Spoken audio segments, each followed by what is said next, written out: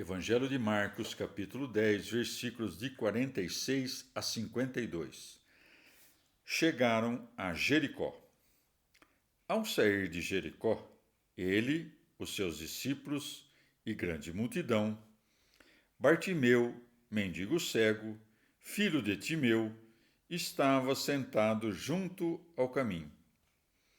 Quando ouviu dizer que era Jesus Nazareno, começou a gritar e a dizer: Jesus, filho de Davi, tem piedade de mim.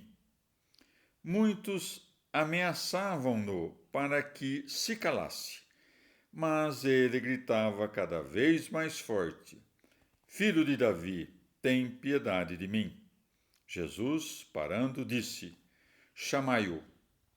Chamaram o cego, dizendo-lhe: Tem confiança, levanta-te, ele chama-te. Ele, deitando fora de si a capa, levantou-se de um salto e foi ter com Jesus. Tomando Jesus a palavra, disse-lhe: Que queres que eu te faça? O cego respondeu: Rabani, faz que eu recupere a vista. Então Jesus disse-lhe: Vai, a tua fé te salvou. No mesmo instante recuperou a vista e o seguia pelo caminho. Palavra da salvação. Comentário Marcos 10, de 46 a 52. São Beda. Mateus diz que recuperaram a vista dois cegos que estavam sentados junto ao caminho e que gritavam para o Senhor. Já Lucas, em uma ordem semelhante, diz que um cego recuperou a vista por obra do Senhor. E que nenhum sábio pense que os evangelistas escreveram coisas contraditórias, mas um escreveu de modo mais detalhado o que o outro omitiu. Deve-se, pois, compreender que um deles era mais importante, coisa que fica evidente pelo fato de Marcos lembrar tanto o nome dele quanto o do seu pai. Acaso aquele que podia devolver a luz ignorava o que queria o cego? Com efeito, para isto, ele exige que se peça. Para isto, exige que o coração se erga em oração. Com efeito, o cego julgou pouca coisa buscar algo além da luz, pois, conquanto pudesse receber o que quisesse, sem a luz, não poderia ver o que recebia. Em sentido místico, Jericó, que traduzindo-se significa lua, designa o defeito de nossa mutabilidade. Aproximando-se de Jericó, o Senhor devolve a luz ao cego, pois, vindo na carne e aproximando-se da paixão, conduziu muitos para a fé. Com efeito, não exibiu ao mundo o mistério do Verbo nos primeiros tempos da encarnação, mas poucos anos antes de sofrer.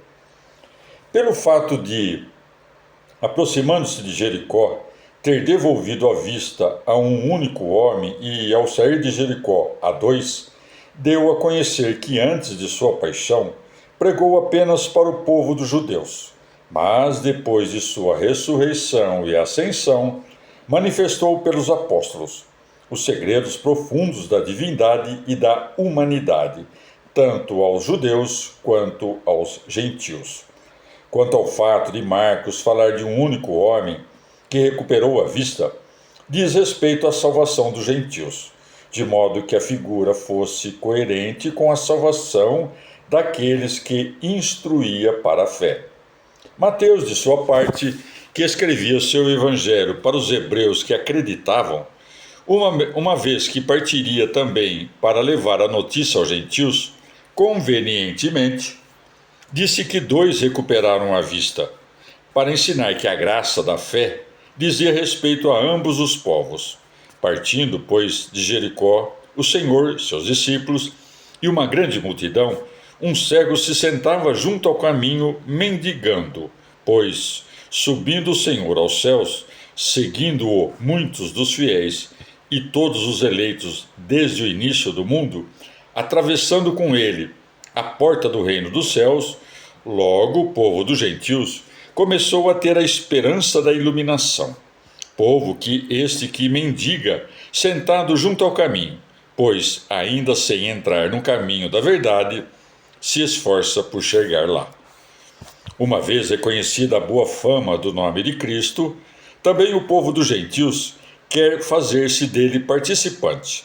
Mas a eles objetavam muitos, primeiramente os judeus, depois também os gentios, para que o mundo, que deveria ser iluminado, não chamasse o Cristo em seu auxílio, mas nem mesmo o furor daqueles que os atacavam era forte o bastante para privar da salvação aqueles que estavam predestinados à vida. Ao passar, deu ouvidos ao cego que gritava, pois, por sua humanidade, compadeceu-se aquele que, pelo poder da divindade, afastou as trevas de nossa alma. Com efeito, uma vez que, por nossa causa, Jesus nasceu e padeceu, como que fez uma travessia, pois esta é uma ação temporal, mas ao estar firmemente parado, Deus dispõe de modo imutável todas as coisas. E o Senhor chamou o cego que gritava, quando, pelos pregadores, enviou a palavra da fé ao povo dos gentios.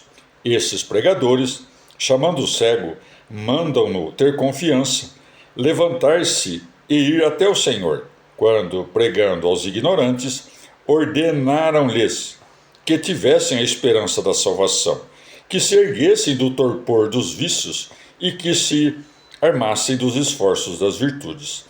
Uma vez deitada fora a capa, saltou aquele que, tendo lançado fora as amarras do mundo, com o andar desembaraçado da mente, se apressa em direção àquele que dá a eterna luz. Imitemo-lo, pois também nós não peçamos do Senhor riquezas, bens terrenos ou honras, mas a luz, a qual podemos ver novamente com os anjos e para a qual o caminho é a fé. Por isso respondeu ao cego: tua fé te salvou. Pois vê e segue aquele que pratica o bem compreendido. Com efeito, segue a Jesus quem pratica o bem, que compreendeu, quem o imita, quem não quer ter bom êxito neste mundo, e quem tolerou as afrontas e as zombarias.